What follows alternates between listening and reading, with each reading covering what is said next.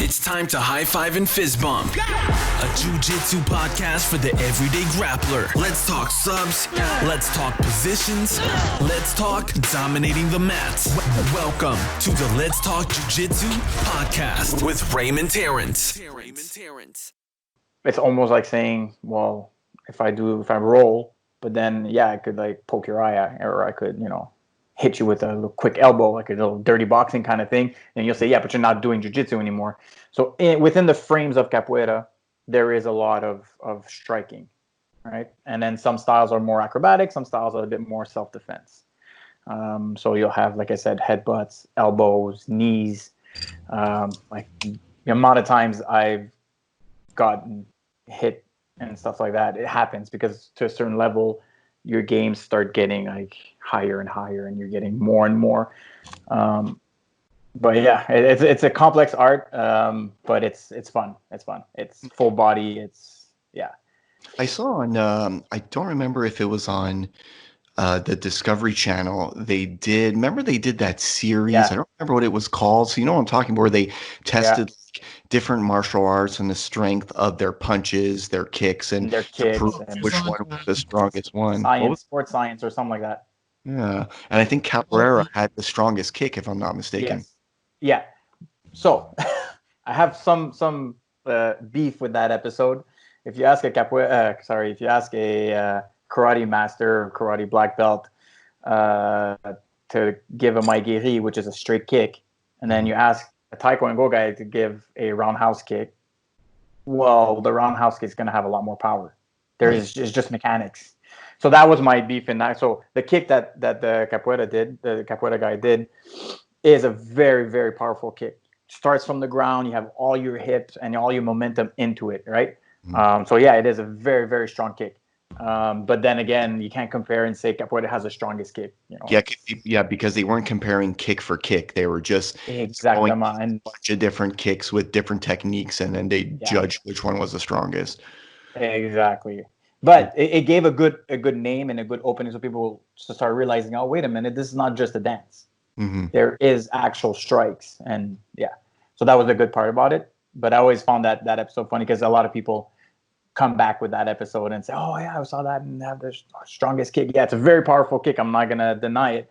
But it's comparing apples and oranges almost. Yeah. In my do you guys do competitions in capoeira? So yeah, traditionally there's no competitions in capoeira. Our school, the master decided to implement competitions. It was a way for him to make sure that people would just keep training and give them a more motivation, right?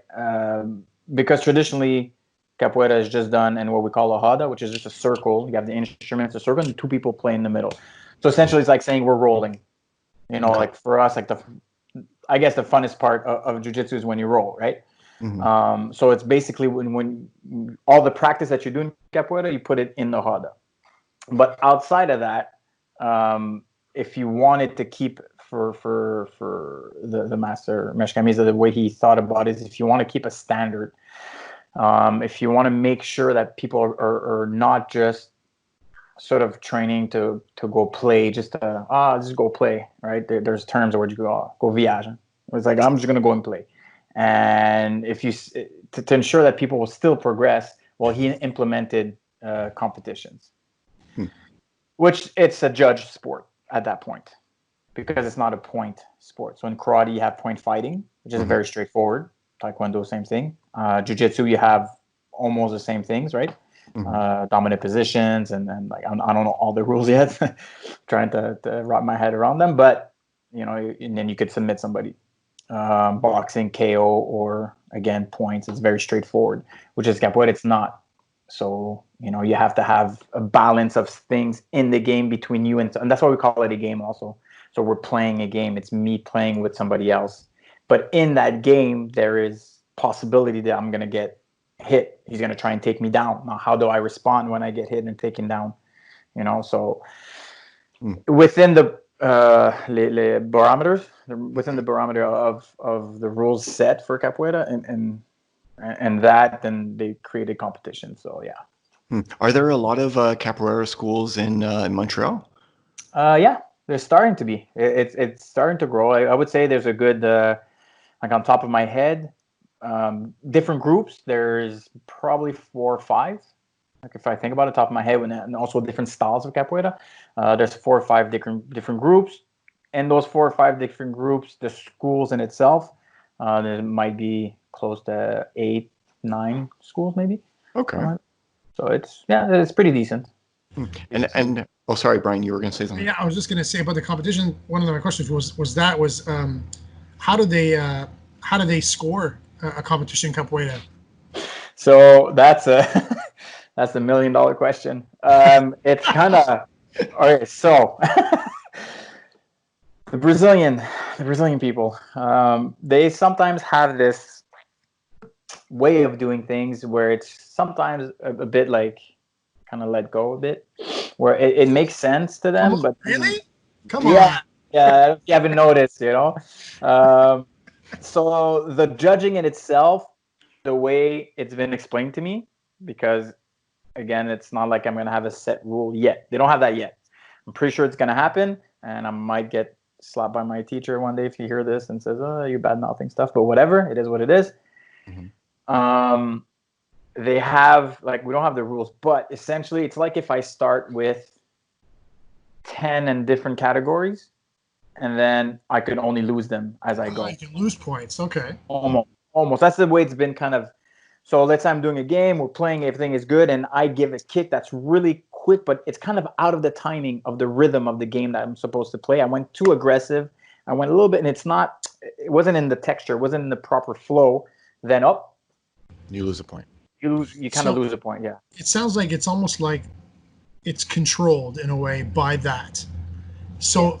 I don't know a lot about Muay Thai, but Ray, could it be like kind of like the Muay Thai fighters? Like I know when Will was competing, Will Paget, for anybody who doesn't know, he's a brown belt that trains Brazilian Jiu-Jitsu with us. He's I don't think he's still fighting MMA, but he was kind of getting into MMA fighting, and he did a couple of Muay Thai fights. And he was telling me, like, in the beginning, the first round, nobody's supposed to go balls to the wall. It's just kind of filling each other out. You just kind of play the game and throwing a couple of kicks and punches here and there, whatever. And the second round, when things start to get a little bit more competitive. So I guess that's the kind of feeling it is for Capoeira, where you got to kind of work with your opponent, even though he's your opponent. Yes, exactly. Is that right? Yeah. It has to be a synergy kind of thing happening. Yeah. Good games might get what people will look at as violent. Right? He gave me a headbutt. As he's coming out of the headbutt, I show that I could hit him with an elbow. May have caught him a bit, but it was done all in the proper timing. And then he made me fall. And as I'm falling, I got back up with a kick. So I didn't just fall on my ass and do nothing. Come back up with a kick. And then we both go out, do an acrobatic move that kind of looks good, and then come back in the game. So everybody's going to go like, wow, that's amazing. And at the end, me and him are going to hug because we know this was amazing. Even though I'm bruised or whatever, we're like, man, this was just, it was great. It was fun. It was good, you know? So what is there in the origins of capoeira? You said that it was the slaves that were brought over from Africa. So when they created this, they started doing this. Was there different other martial arts from Africa, let's say, that they based it on? Like, is that how it was created, or how was it created? From what influence? So from what I gather, the problem with capoeira is that it was outlawed, and a lot of the history was wiped out until I can't remember the dates, and then eventually Mesh Bimba was sort of a founder of a style of capoeira, brought it back, and then he made it schools, and then it grew and grew, and it became like the official martial art of Brazil is capoeira. Okay. Because it's where it's from. But they used I do not have the name of it, but yeah, it's if you see videos of it, it's a martial arts from Africa, where it's almost the same. They try and take each other down, like with kicks and stuff like that, but all done with some rhythm, and so you could see a lot of capoeira in that. Okay. So that mixed with influences from the outside kind of evolved into what we see today. Sure. It's capoeira. Is there a belt system in capoeira? Yeah, it's a cord system. It's a what system? The cord a cord. So instead of a belt, it's a cord. Oh, So cord. they Okay. use rope. Yeah. Right. So the cord system, the reason why they use a rope is because the slaves had the ropes and That's what they had. were like tied together, and so it's like to give homage to that, homage, Homage, yeah, yeah. to that. But yeah, they have and each school kind of may have a different ranking system, but yeah, they do have ranking systems.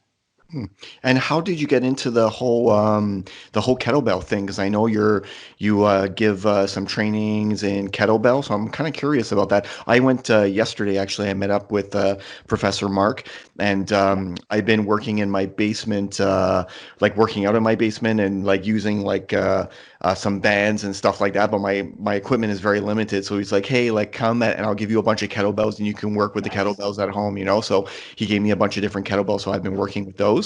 And the reason why we're doing this podcast is because I saw online that you were giving some kettlebell trainings and stuff like that. So tell me, how did you get into the whole kettlebell thing? Since the first time I've seen a kettlebell, I was always amazed. I was just like, what is this piece of equipment and how? And then when I started seeing the use of what people would make with kettlebells and how versatile it was, I just instantly like fell in love with it. And I was like, I need to know more. I need to I'm a personal trainer, but I didn't use the kettlebell before. I wasn't, I was more regular kind of training, always into the functional, if we could call it that, aspect of training. But the kettlebell was just one of those equipment that I fell in love with just because of how versatile it is. And let's not lie, it fucking looks cool as fuck. So that's basically how I got into it. And then I seeked out who was, in my opinion, the best person to teach me how to actually use a kettlebell. And then that's where when I looked up Luca at the Kettlebell Club. He's Strong First certified. He's like a head instructor, one of the lead instructors of Strong First, which is Pavel's brand, I guess if you could call it that. And then that's basically how I got into it. And you started, and then you started. So you're currently teaching with a club, right? Yes. So I was working in a few places at the same time, or two places mostly at the same time, at the Kettlebell Club, and then Synergy, which is a clinic, and I was running the gym in the back. So that's like therapist clinic in the front, and then I would work in the back. That was my main job. I was running the gym in the back. And then within that, when I met Luca, and I wanted to learn more, so I started giving time and a few classes here and there with him at the Kettlebell Club to learn from him and also to help out as best as I could. Do you think kettlebells are useful when it comes to strength training? I think people see a lot of, or maybe not strength training, maybe muscle building, just because I think people have a misconception of kettlebells as being more like a CrossFit thing and more for CrossFit athletes. Is it useful for the guy who goes into the gym and wants to put on some mass? Is it useful for guys who are just used to going to the gym and using gym equipment? Yes and no. If you want to be a bodybuilder, I probably wouldn't say go with a kettlebell because you're gonna need way too much specific. Like I need to tweak this little muscle because it doesn't look as good, right? And then if you want to put on weight, you can, but that's all a question of how much weight are you actually lifting, the tempo, and the amount of sets, time under tension, tension, and stuff like that. So that's how you're gonna build muscle. So yeah, you could do that lifting a couch. You think about it, right? I mean, it's a theory. It's easier with weights, but it's just how muscles work. So I probably wouldn't recommend it as much for somebody that wants to, like, I want to bulk up and But if you have the proper technique and you're lifting the proper weight, you'll be in decent shape. And I think it's very relatable to jiu-jitsu, right? You find a lot of jiu-jitsu people training with kettlebells. Maybe explain why people are doing that. I feel like the kettlebell actually gives you everything you'll need for jiu-jitsu. So it works on your grip strength because of that big handle, how you're playing with it. It's explosive. Right, kettlebell swing, Turkish get up, and how many times are you going to go on your elbow and try and get up, and when you're rolling and you're doing jiu-jitsu, so it's very functional as a tool. So because you're able to actually, how can I say, work on your explosiveness at the same time as your strength. You're kind of maximizing everything into one, and you're using a full body to actually to move that kettlebell around. Well, when you're in jiu-jitsu, you're never ever going to press somebody off. Well, you are when you were first started, or if you're if you're like what's his name, Dave or something, just massive, and you're able to bench press somebody off you. But that's very rare. And then you get with somebody that has more experience, purple belt and more. I doubt that you're able to bench press them off you. You know. Right. So because it is so functional and you're using your whole body to actually play with the kettlebell, I'm pretty sure that's why most jiu-jitsu people are turning towards the kettlebell. And there's also the factor of Joe Rogan, which you can't deny, Right. where he like talks about the kettlebell, nonstop. Oh, Joe Rogan, is that what you Yeah, said? yeah, Oh, Mr. Rogan.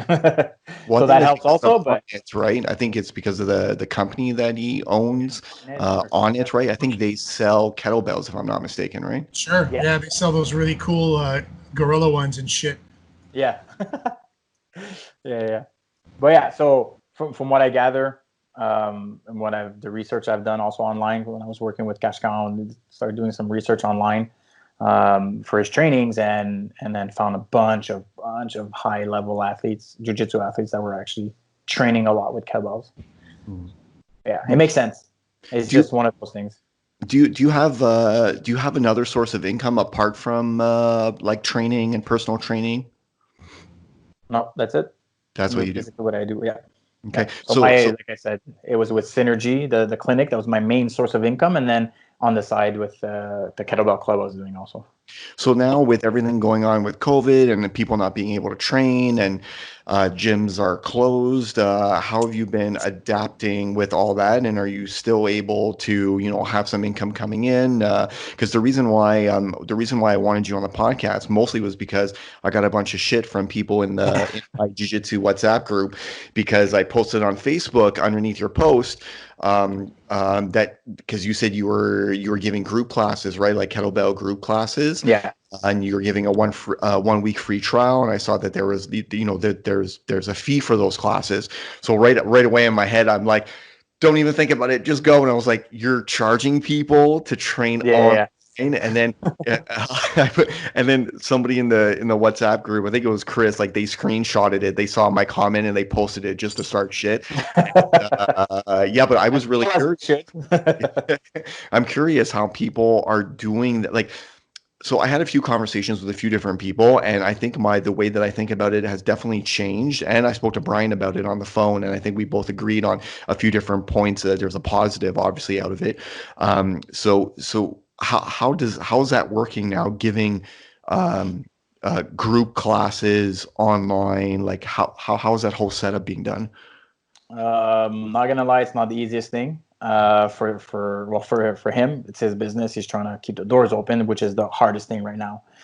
We know like Fred and I'm guessing anybody that has a martial arts school right now or a gym, especially the smaller gyms, is struggling. They're struggling hard and trying to keep and adapt and keep his doors open. So from there, moving online is what everybody's doing, and pretty much had to do it. And a lot of people decided to still follow their either martial arts schools or gyms if they were able to still pay.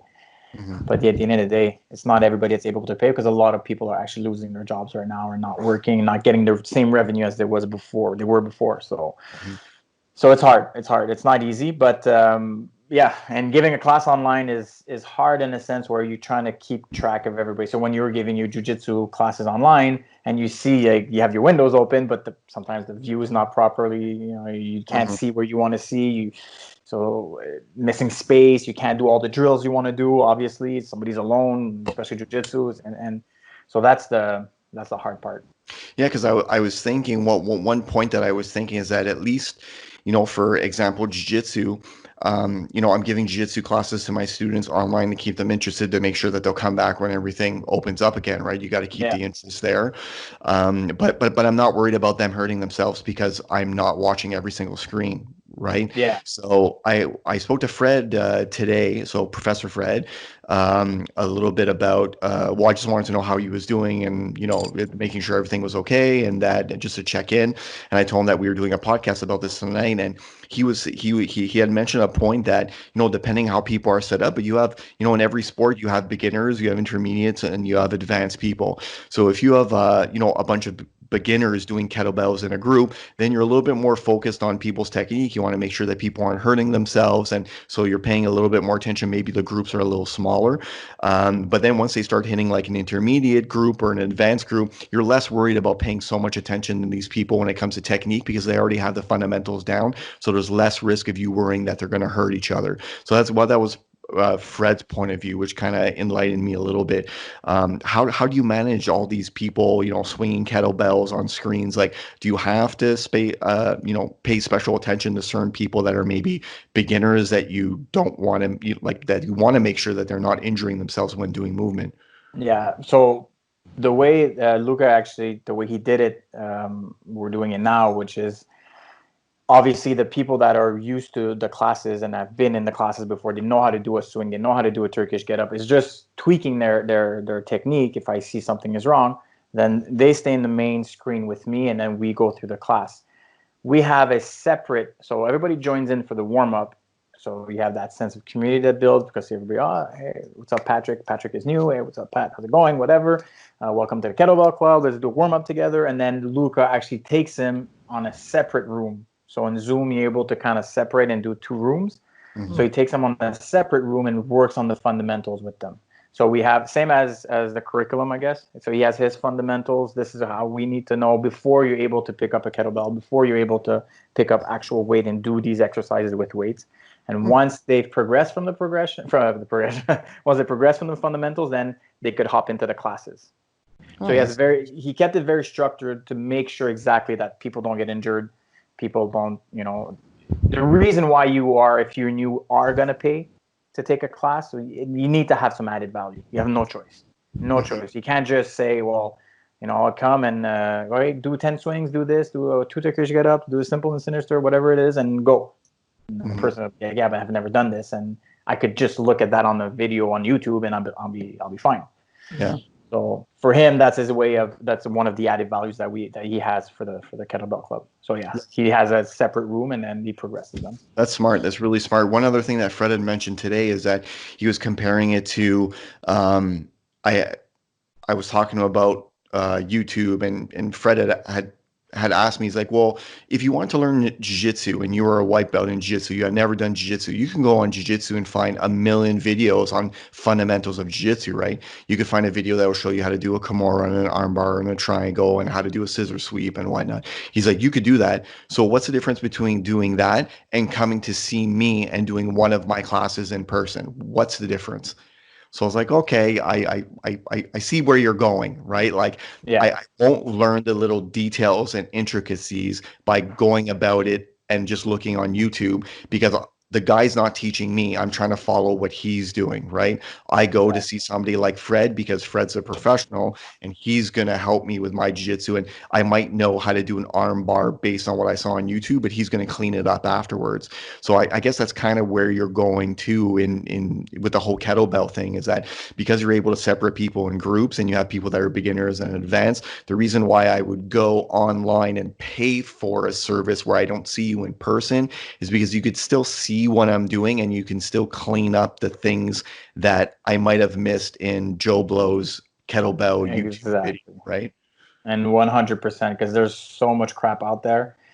It's bad. I've been looking at some videos sometimes on my why, or even trying to tell somebody to do something. You can't.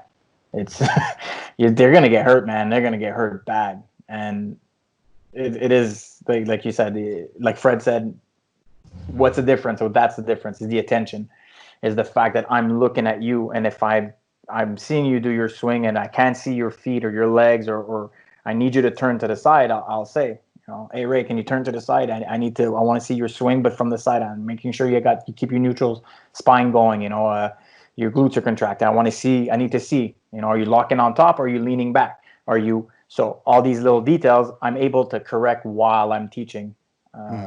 a class. Just, Now, giving that for free is kind of harsh. It would be. It's not even. Well, yes, it is, because everybody needs to make a living, and that's the difference between exactly Joe Blow online and and going to somewhere where the people are specialized. Well, Matt, I think you're absolutely right about the added value for the one-on-one is it does add the value, and it's so important for the person's progression. I'll use my nephew James as an example. He's a bodybuilding coach. He's an international bodybuilding coach. Most of his clients are outside of Quebec. He barely has anybody in Quebec. He has a lot in Toronto area, a lot out west, and the rest of them are all over the world. So he's had clients that he's been training for, let's say, a year or two in Australia. He'd never met them in person.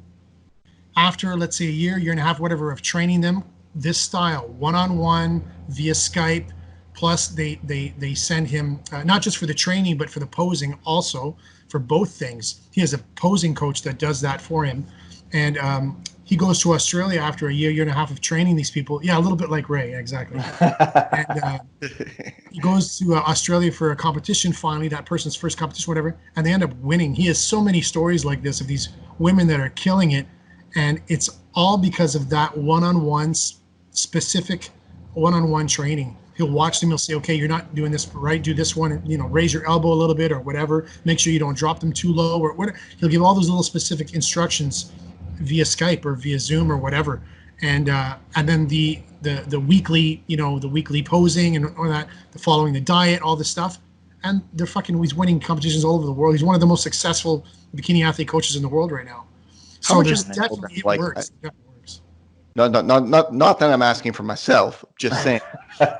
I'm just curious if someone wants to be a professional bodybuilder that lives at the other end of the world. I'm curious how much a package like that costs. Like how often are you meeting this person? Are they giving you? I do know what he charges, but I don't know if I can say it. Okay. So honestly, it might be on his website. I really don't know, but maybe someone can look on his website. I know it's not cheap, but the guy, he's one of the best out there. He's the best. Yeah, he'll go to a competition where there's 30, 40 girls, and half of them will be his. Wow. And fucking 5 of them will place in the top 3, 2 of which win. Whatever, and he's very good at what he does. Yeah. So what he found is he did what the world of fitness right now is trying to turn and do in a dime. He's been doing it. He's been doing it for 5 years. That's exactly. amazing. Yeah, that's amazing. And it's just getting bigger and bigger now, right? Especially with everything online and people just from people going and taking selfies without a shirt on and all these fitness models and the bikini models and everyone it's constantly in your face. So you're constantly wanting to look like that. So you're training, you're working out, you're watching your diet, and you're it's always in your face. So I think this is just it's just started. That whole industry is just started. It's about to boom, right? Yeah. But it's already booming. It's already out there, and now there's a turn in the industry because of this. There's going to be a turn. The industry is never going to be the same after this. No, absolutely. So a lot of the gyms now will have, even though they open the doors, they're going to have and they're going to have online classes. Online business. Both. Yeah, because they're going to see that the online business is actually going to pick up a lot, and then from there. It's how can you James, I think I saw the other day, he posted something that he's offering some kind of a deal for anyone outside the country. So he would rather do people that are not local. He doesn't want to go and meet the person, he does it all from home, no problem. And he's got a really strong team. He's got this posing coach, and he's got this other girl. She's an IBF, whatever the hell they're called, International Bodybuilders Association, whatever, pro. And he trained her. He helped her, get the win, and now she works for him. So it's the 3 of them, and they're running the show, and he's doing super well. How has your bodybuilding been going, Bryan? My bodybuilding? Look at that. Fantastic, can't you tell? Massive. I think I've lost weight, actually. So how have you guys been doing, just on a personal note, what have you guys been doing to be able to train and stay fit in this time where our gym is closed? If you want to go work out, if you are at the the Arnold's or the Gold's Gym or the whatever, and all these gyms are closed, what are you guys doing at home right now to stay fit? I have the luxury of having a few kettlebells here, and I installed like a post in my living room with hooks on it. So I have a TRX hooked on it. I have elastic bands and shit like that. So with the little I have, I'm good to last a lifetime. So I'm happy. I'm good with that. I do my trainings every day. Are you doing any jiu-jitsu? No, that's I need to try and get my girlfriend to put on the gi with me so I can let her choke me out. The mats are so fucking expensive, man. I'm looking to see if I can find some used or whatever, but to put some in the house. But it's just I can't justify spending the money right now. But I mean, that's the only thing for me. Get the small ones. That's what I have for my trainings. The small ones like this, because you're not gonna slam anybody down. You're just gonna be on your back and stuff like that. So yeah. Maybe I'll bite the bullet and spend. It cost me like what, probably $200 or whatever, $300. well, it depends on the size, but they're 4 pieces. It was like $20, $25. Yeah, but you got to double that up. You can't. It's fucking. What is it? A half-inch thick? You're good. You're good, bro. You're good. You got extra padding. You're good. Hey, I'm 47, buddy. And I'm not in shape like you. Respect. Yeah, that's one thing that, especially because I know you are helping out with the kids classes too and teaching the kids classes. Like you have a lot of things going on, and you know you have the kettlebell thing and the training, and I think it's important to still keep. I know it's hard to keep drilling some fundamental jiu-jitsu stuff, and this is for everybody who's sitting at home, who's maybe not working and doesn't know what to do with their days, and maybe it's a little quieter. You don't need a lot of space just to be able to, you know, lift up your hips and, you know, like simulate putting in a triangle or doing some Capoeiras or some sit-ups or some technical get-ups and like anything related to jiu-jitsu, some shrimps. You don't need a lot of space. And I was talking to Mark and Fred about this, and people are going to feel the difference when they get back on the mat. You're going to see a big difference between the people who are at home just taking maybe 30 minutes a day or even an hour a day of drilling and just doing some basic fundamental stuff you could do at home compared to those who are waiting for jiu-jitsu schools to reopen. It's really going to separate the group in two. And it's going to be very hard for those that aren't keeping up with their training to get back into it and to go back to the level that they were at just by missing out on the fundamentals that they were used to doing on a regular basis that they could be doing at home and that they're not doing. Yes, it's easy to get that lazy bug that, I'm going to do this instead or whatever. But yeah, you're 100% right. Oh, I have no mats at home. Oh. At home. I don't know. No, but I think I think there's a big challenge here for business owners. If we take jiu-jitsu, just talking about jiu-jitsu, you know, schools don't know when they're going to reopen. When I spoke to Professor Fred today, he said, I don't know what's going to happen. And I asked him, I was like, what are you looking at? I know like everyone's waiting for the government to say something, but you know, do you think that things are going to get better by this date or maybe like in a couple months? Like just give me a ballpark figure. And he couldn't really tell. I mean, for him, he's hoping at the beginning of May that the government says, okay, let's get back in and we're going to start things up. So I was honest with him and I was like, man, like I think about it every day. Like I train every day. I'm still teaching on Zoom and giving, you know, drills classes. I do 2 gi classes a week just to keep people entertained, just to know that for them to know I'm still here and there's going to be classes later on. And it also keeps me sharp and it keeps me interested in what I'm doing. But I think about it every day and how, believe it or not, it makes me nervous to think that in maybe 2 weeks from now, gyms might reopen and I'm allowed to go back to jiu-jitsu. And it makes me nervous to think that I will go back to jiu-jitsu and I'm going to roll with people and sweat with people. And I don't know what their situation is, what their family situation is, where they've been, where their family, like, I don't know any of that. Right. And I told Professor Fred that it made me nervous and I think about it every day. And I don't know what I would do if he sent an email saying in 2 weeks, we're opening back up. Will I come back right away? You do it. Yeah. You know what I mean? And I know that I would. Like I'm physically active, I'm healthy, I know I have a good immune system. So the chances of me getting it are slim to none. Just like going out in my car, I could get hit by somebody walking down the street. I could get hit by a bike or a car. Like there's risk everywhere. So should I, because it's so mainstream and it's in your face, will I stop myself from going to train, even though I do doubt myself when I think about it every single day? I'm pretty sure I'll go anyways. I'm sure naturally, like my head will be like, just go, you know what I mean? And I will go train. But then it's the afterwards that bothers me when I come home, be like, oh man, I rode with that Chris guy. Man, he's dirty. I'm sure he has something.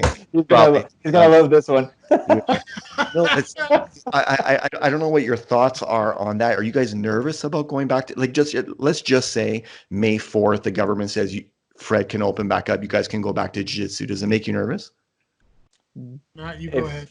Yeah, if I take me personally, because I don't have a family, like I don't have kids, I'm not. I could keep my distance from like my parents and stuff like that.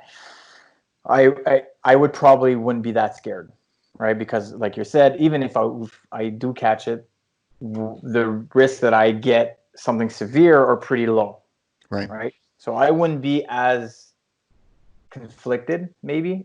But if I had a family, if I had kids, if I had, I don't know, man. It's a hard one. Well, I'm with Matt. I don't know what I would do. I think I would just say, let's just wait till the time comes and then ask me again. Yeah. It's like in the state of mind that we're in now, we might say, oh, yeah, man, a little nervous, but maybe in 3 weeks or 4 weeks from now, maybe things will have slowed down a lot. Maybe the amount of cases, positive cases will have slowed down. People will stop dying, whatever. Maybe things will start looking up. Maybe you'll feel differently, But I would definitely want to go back. I would want to go back tomorrow. Mm-hmm. But 100%. The biggest thing is, like, it's not like the other fucking pandemics where a person got sick, they showed symptoms right away. Where in this case, it could take a few days or up to 2 weeks for them to show symptoms. So I guess, yeah. And how do you think this is going to impact jiu-jitsu schools? Do you think that they're going to end up losing a lot of students? Do you think a lot of people are going to bail and not come back after all this time off? What? I don't think so. I think it'll be again, it'll depend on when it comes back and what the situation is going to be. And then there's going to be people that are going to follow, the government's recommendations to a T. And there's other people going to want to fucking be waiting at the door for Fred to open up again. Mm-hmm. So I don't think he's going to lose anybody. I just think it's going to take a little longer for some to come back than others. Yeah, I think it's mostly going to be for new people. That's going to be the struggle, is how you're going to get new students. That's true. If the government still says, keep social distancing, well, fuck, there's no social distancing, that's for sure. That's going to be the as we say in French, the nerf de la guerre. It's going to be how. Yeah, actually, I hadn't even thought about that, getting new students in. I keep thinking keeping the same people that you have now, right? But the whole idea is to get new people in and bringing fresh blood and bringing in new revenue for a business owner too. How are you going to do that? Because it's so two people just like glue to each other all the time. It's not like kickboxing or karate or anything, or even it's not like any other martial art except for judo, maybe, and wrestling, obviously. But I mean, besides that, well, I don't know. It depends on the gym. Maybe all the staff in the fucking gym will kill all the fucking. Still kill that. Yeah, and there's also the thought of the kids too. Because a lot of these jiu-jitsu schools have such huge kids programs, and I know it's not affecting kids, and it's just not the same. But I'm sure it's making parents nervous, right? So even if you do say you're going to reopen, let's just say you have all your adults come back, or the core of your adults come back. What happens to all the kids? Will the parents be just as quick, especially the parents that don't train, right? Will those parents be quick to bring their kids back into that jiu-jitsu class? That's a good point, Ray. Especially because they know that the adult classes are being given on the same mats, Yeah, or even they'll be tired of their kids. They've been stuck with their kids for so long. Like, please take them. For sure, but no, for sure, it's gonna be hard. The cleaning regimen for though. I mean, ours gym is pretty good. They clean the mats at least once a day, if not twice a day. Yeah. So, but I think some gyms that maybe don't clean them all the time, maybe they don't clean them every day. For sure, there's going to be some kind of new, regimen involved where fucking sanitizing is being done multiple times a day. Maybe after every class. Ask people to actually take a shower before the class. You never know. Yeah. Like take a shower before and after class, and it's like a mandatory kind of thing, or I don't know. Do you think that like the Kettlebell Club, do you think that they'll continue giving online classes? Do you think it's something new that they'll offer and they'll continue with even when things go back to normal? Yeah. So yeah, for sure. I think that all the mostly like the fitness clubs, all the CrossFits of this and that are offering and are getting some form of revenue from it, will stick to it. Now it won't be as big, probably not, but they're going to stick to it. Martial arts schools, I don't think so. No, right. It's martial arts. Most martial arts, anyways, you need to have two people and you need to be in contact. But fitness is different. Like, give me a kettlebell and put me on a call right now, Skype or Zoom, and let's go. And I could help you, with your swing, I could help you with your get up, I could help you with your deadlift, I could help you, And it's business because you don't know what's going to happen in the future. If this goes down again, and I hope it doesn't, but if ever there's, the same virus or a different virus and this happens all over again, at least these places will have gone through it before and they'll know that, okay, well, we can possibly sustain, and keep the business open and pay rent just with our online because we've built it up and we've kept it going. We've kind of went through the rough patches with it and we work through it. And it's something that we can maintain even if we keep a small clientele on it. When everything's great and everything's fine, they could fall back on that later on. So there's definitely a big business opportunity there for any like web developers and, all these programming guys and this and that. There's a need. I mean, look at Zoom. How many people are using Zoom now? That's insane. I've never heard of Zoom before this. Me neither. You guys. Yeah, no, I never heard of it either. Now everybody's on Zoom. They're like posting their little screenshots, everybody talking together and shit. Yeah. It's insane. Should have invested in Zoom before.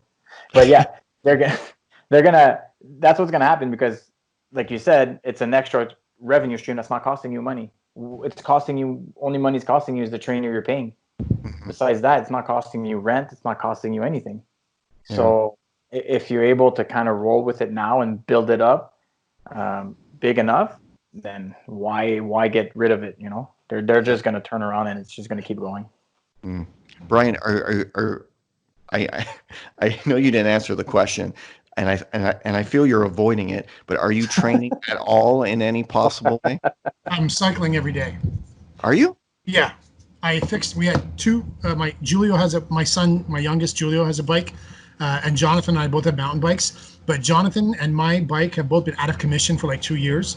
So the day before, we had one functional bike, so we were kind of sharing it. And then 2 days ago, I fixed both bikes. I fucking put a new seat on my bike. I put a new seat on Jonathan's bike. Fucking fixed the flat on my bike. Julie's bike is tip top. Adjusted all the brakes. Man, I became a fucking bike repair specialist, man, via YouTube. All three bikes are working now, and Julio and I ride every single day. Jonathan, not so much. He likes to walk more than ride, but we've been taking the bikes out and going out and getting a good fucking heart rate increase and a little sweat, and so we've got that. I mean, it's not a lot. It's not kettlebells, that's for sure. But right now, it's what we're doing. And but we'll definitely get into something.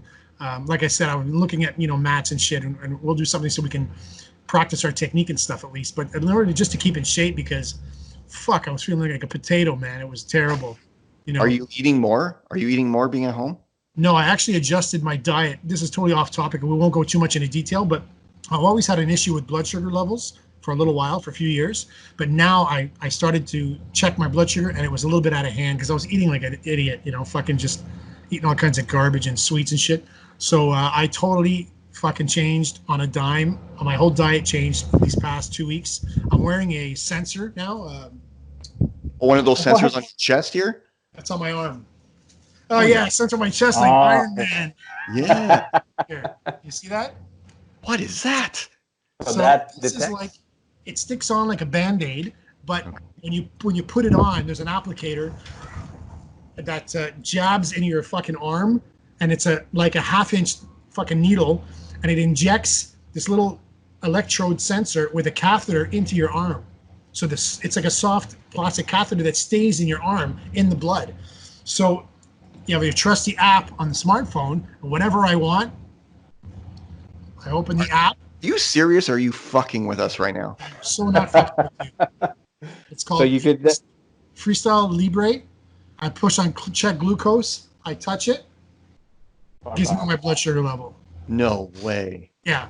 Anytime I want. So over are the days of, but the only thing is I can't wear this during jiu-jitsu because if somebody grabs on it, they'll tear it off. Yeah. And it's not a big deal. And she said it doesn't hurt if it gets ripped off, but you just got it for nothing, let's say, So during the time off now, I'm going to be wearing this, and one sensor is good for 2 weeks. So then I go back and get another one, put it on a different part of my arm, let's say, on a different arm or whatever, and I continue with it. So I'll be doing this till I follow up with my doctor. I'm taking metformin now, so it's a pill twice a day. It's a very common. It's the most used. My wife's been on it for many years due to the pregnancies and everything. Oh yeah.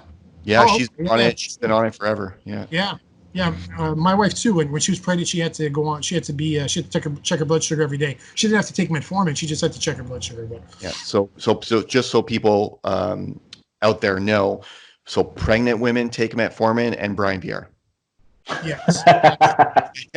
And they both have the same shape, so If you follow, you're gonna fuck me up when we go back on the mat. No, hell no. If you follow Dr. Rhonda Patrick, she's a doctor, a guest that's been on Rogan like many times. She actually has done research on metformin for longevity. Apparently, it's not a bad thing to take it, even if you're not diabetic. But you can't take the full dose. I think what they do, microdosing, I think is what they do. Yeah. So mine is whatever, it's 250 milligrams or whatever the hell the pill is, or 500 milligrams. I'm not sure, but yeah. So it's not a big deal taking the metformin. Does that sensor detect anything else? Like what? Like, is it just for your glucose levels? Like, can it detect anything else? Sure, the outside temperature.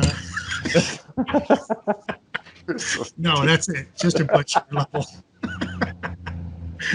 Just a blood sugar level. So, and how say that I adjusted my diet, obviously. So now it's been fucking almost no sugar, no bread, no pasta, no potatoes, no rice, nothing. I'm back to basically keto. I'm just not eating as much fat as you're supposed to eat with keto. Okay. So, but I don't shy away from the fat. I just eat whatever I want within the parameters, and I'm learning about which foods spike my blood sugar more than others and stuff like that. So it's really interesting. But because I can't train jiu-jitsu now, that's a huge help, right? Yeah. I'll go for a bike ride and I'll come back and my blood sugar will drop, 2 or 3 points. It's great. So it's interesting. Yeah. Yeah. I've been, I'm going to release an episode on my testosterone results, because I'm going into week 8 now on the TRT. So I'm going to post my results and benefits and how things have been going on that, because that's been it's been crazy, man. It's been really nuts. Are you on the gel or are you on the injection? I'm on the injection. So I inject 0.5 milliliters every Monday. And how much is that in terms of a dose? Is that a low dose? Is that a regular dose? So it's a regular dose. Like they say that a regular dose, a regular dose can be 0.3 milliliters. I'm on like a concentrated. So some people will take an average of 1 milliliter, but because I have a concentrated dose, I'm taking 0.5 milliliters every week. So I'm in the norm. I get my first blood tests the second week of May to know after 3 months where everything is at and what my levels are and what went up, what went down, and how my red cell count is and all that stuff, just to make sure everything's okay. But feeling wise, it's been like amazing. It's been like a total 360. My mood, my just strength alone is like, it's gross. It's like abnormal. So when I started, I was 181.5 pounds. and I was pretty lean. And now I'm 198.2 pounds, and I'm just as lean as I was before, Fuck, but man. the muscle mass is just like it's everywhere. Like every day I'll take off my shirt and there'll be like a new tiny muscle somewhere and be like, is that normal? And then I'm This going is to, after how long? this is 8 weeks. so I'm going on my 8th week. And they say that the peak, like when you really see a difference, is at 12 weeks. The thing is that the only thing I'm basing myself on is what I'm lifting at home. I'm doing like a lot of band training. I have a few dumbbells, so I've been kind of like I've been noticing the difference in the dumbbells. That I keep picking up more weight. I'm able to lift more. Like the strength is like, man, it's done a complete 360. I keep like wanting more weight and more weight and more weight. I feel like it's there. I wish I could test out my technical abilities and match my new strength at jiu-jitsu to see how it could how things will go on the mat, if things will be any different. Like my endurance is gone up tenfold. It's crazy. I could do like I'll do like mountain climbers where you have your hands on the mat and you're like bringing your knees. I used to be able to do that for like 35 40 seconds and then take a break. Now I could sit down for like 10 minutes and just do mountain climbers and like stare at the wall, and I'm like, wow, this is boring. Like I could just go and go and go. So on that side of it's been great. The downside, my balls have shrunken in half. Yeah, that's what Ryan said. Yeah, so Nah, it's he true. didn't say that about your balls. He said that about his own balls. Yeah. So every week, Ryan and I we FaceTime our balls to each other. Nice. But that is true. When the doctor told me that was going to happen, I was like, oh, that's going to suck, and it did happen. But like, I don't really notice it, to be honest with you, because like I've never spent time staring at my balls anyway, so like it doesn't really make a difference. So, but Probably stare at them more now. yeah, yeah. It's not your balls that you need, though, by the way. That's not the important part. No, but apart from that, I mean, I haven't noticed any like bad side effects, or they spoke about like there could be some like tempers, like some rage issues in some people, but it's mostly in bodybuilders who are taking a bunch of other stuff also. Yeah. It's Yeah. not specific to testosterone. And there's been They're none of that. going to check your estrogen levels too, right? Yeah, yeah. Yeah. Your estrogen level also increases when you take testosterone. Yeah, sometimes they give you like Ryan, they had to give him an estrogen blocker. Okay. Yeah, because it was going too high. But I don't know. We'll see what happens. But so far, it's been good. I'm excited for that 3 month mark to see what it's really going to look like at 3 months, so that I could release like what my blood test results were before, and then what they were at the 3 month mark, and so people can kind of see a reality. Because if it continues being this good, I mean, and this positive, that I don't see myself going off of it unless the doctor says like it's way too high, so we'll take you off completely, or we'll just reduce your dose, or I don't know.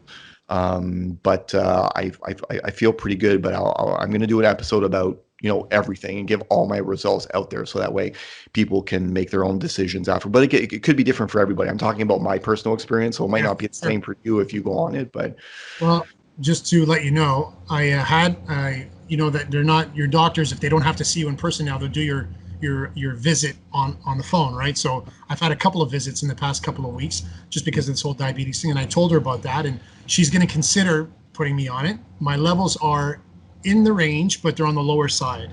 okay, So she goes, there's no reason for me to really put you on it right now, but I kind of convinced her that I think I need it, just for the way that I feel. Yeah. And my decrease in muscle mass and whatnot, and my strength and all this shit, because I'm getting older. So she said in 2 weeks we're going to follow up and do another blood test, and we'll see the other markers. She goes, it's not just your testosterone levels you got to check, because apparently the possibility of prostate cancer or whatever, all the kinds of things they're talking about. Got to check your liver, got to check different things. So she's going to check it out. She says, if the other ones are okay, then I'll put you on it. We'll start with the gel and we'll go from there. So nice. that's it. Yeah. And I told her, if you don't do it, I'm going to do it on my own. I said, I'm going to go to another doctor and I'll get it done. But I don't want to do it that way. I said, I would rather you be my family doctor. I'd rather you follow me and approve of it, and we just follow it closely, and that's it. So Yeah. she heard what I had to say, and so that's it. So maybe in a couple of weeks I'll be on the train, buddy. Yeah, because I was happy that I did it the way that I did it. I went to see the private urologist through Ryan, which is one of the guys that we know. And I went to see him. He sat down, did all the blood tests, did a consultation. He was honest with me. He's like, if you need it and I see that you need it, then no problem. We'll give it a try if it will benefit your life. But if you don't need it, then you don't need it, and he was really honest with me. It's one or the other. He's obviously not the type of guy. He's a professional urologist. He's not just gonna just give me something just because I want it. It has to Yeah, be exactly. so there has to be some type of benefit, right? Well, So that's a different package. That package costs more. yeah, it definitely costs more. Just kidding, Ryan. So was Matt, your level low or yeah, so your my level low? my level was right below average. So it wasn't of concern, but because I was like my mood was all over the place, I didn't understand why. My energy levels weren't good. There's all these different factors that when I put everything down as a package, and he was like, you know what, like if you were average or above average, I would say, like let's look for some other solutions or maybe let's do some more tests. He's like, but for now, like you're a little bit below average, and because of everything that you're telling me, let's do a 3 month. Let's see how things go, and if you feel great and you feel better, then we'll redo your test and stick to it, and then we'll leave it at that. But yeah, it was just because things were really all over the place, and it was very random, out of nowhere, and it was it had been going on for a long time, and I needed to find a solution. I was like very like unstable, and this has really like stabled me out, like to the point where and I don't want to blame this on the testosterone because I tease my wife that it's because of the testosterone, but like we just recently got rid of my dog. And like when it comes to things that are really close to me, just like anybody else, we get really emotional, right? And I've always been a really emotional person. And we had to get rid of the dog because the dog wasn't being super great with the baby. And like he was very jealous for the past year and a half. And like it got to the point where he was getting a little snappy at the baby, and we kind of freaked out a little bit. So we ended up getting him adopted, and our family ended up adopting him. But when we got rid of the dog, I mean, my wife was bawling her eyes out at the front door, giving it hugs, and like the girl was there to pick up the dog to go bring him to her house and then like post him for adoption. And my wife was and again, she's pregnant, so like she's hormonal too, and like very like emotional. So, but she was losing it. And normally I would, especially if I see her getting lose it, like I'll also get emotional. And the dog's been around for a long time. Like I was really close to I bought him as a puppy. I brought him home in the car. He was on my lap, and like I was really close to it. I don't know. I'm blaming it on the testosterone, or I'm saying that's the root cause. But I literally took that little shit. I put him in my hand. I gave him to the girl at the door. The girl like went back to the car, and then when she left, I realized that I forgot like it's food bowl. So I called her. I was like, "Turn back around, right? Turn back around so I could give you the food bowl." And I thought when she would turn back around that, oh man, like I'm totally in for it now. I have to see him again. I did so well the first time. I got his food bowl. I put the food bowl in the car. I saw the little shit in the car. I was like, later, fucker. And the dog, no emotion whatsoever. I'm like, thank you, testosterone. Yeah, there you go. I don't think it's because of that. I tell my wife it's because of that, but like I find like everything's kind of stabled out. Emotionally, everything's stable. There's no like days that are up and days that are low. Everything is kind of just like clean. So I'm even through all this bullshit, you're still like even through all this like I'm giving classes online. It's hard. It's really hard to do jiu-jitsu online. So like I give 2 drills classes a week, which is no gi, or people can put on their gi if they want, but we just do jiu-jitsu drills, and we do the same drills over a 2 class period. So that way people can do them once with me. We do them 10 times each side, and then the next class we review them, and people might have questions because they drilled it during the week. And then I do 2 gi classes during the week, which is the sequence. So I do the white belt sequence day 1 and day 2. So I literally I put on my gi, I stare at the screens. We all do the same movement at the same time. I coach people, and then we move down the sequence and we keep going down. And it's been a good response. I get, I guess, between 10 and 15 people per class, and it's keeping people interested. So that's keeping my mind busy, and it's keeping me jiu-jitsu oriented. I still do drills during the week outside of those classes because I have a huge mat space. I really made like a big mat space in my basement. So I have some room, and I have like this giant teddy bear. I put a gi on the teddy bear, so I'm like doing triangles on the bear and stuff like that. I don't have a training partner, so like that's all the things that I can do on my own. And then apart from that, I'm doing the band training, and I had some dumbbells, and now I have the kettlebells. So I did what you said, might be rough on people. I went on YouTube and I was like, how do I do a Turkish get up? And I'm trying to figure things out just because, especially us two, our means are like, we can. Yeah. Most people, it's. Yeah, we can pay our mortgage. I could pay my car. We could pay our credit cards, but that's it. I don't have any extra money, right? Especially we have a baby that's due in 3 weeks. Like I have no cash to just kind of throw at new training. So as much as I would love to take on something new and learn something new, right now I just have to work with what I have. You know what I mean? So I'm doing the best that I can. But now that I know you, I will That's send it. you questions. So I'm you gonna can. say just shoot me a video and I'll help you out on your Oh. on what I can. It'll be my pleasure. So maybe Matt, tell people where if they're interested in maybe taking some of your kettlebell classes, where can they find you? So right now I'm working with the Kettlebell Club. So it's just Kettlebell Club. You go on their Instagram. Well, you follow them on Instagram. You go on Facebook on their page and sort of contact them through there.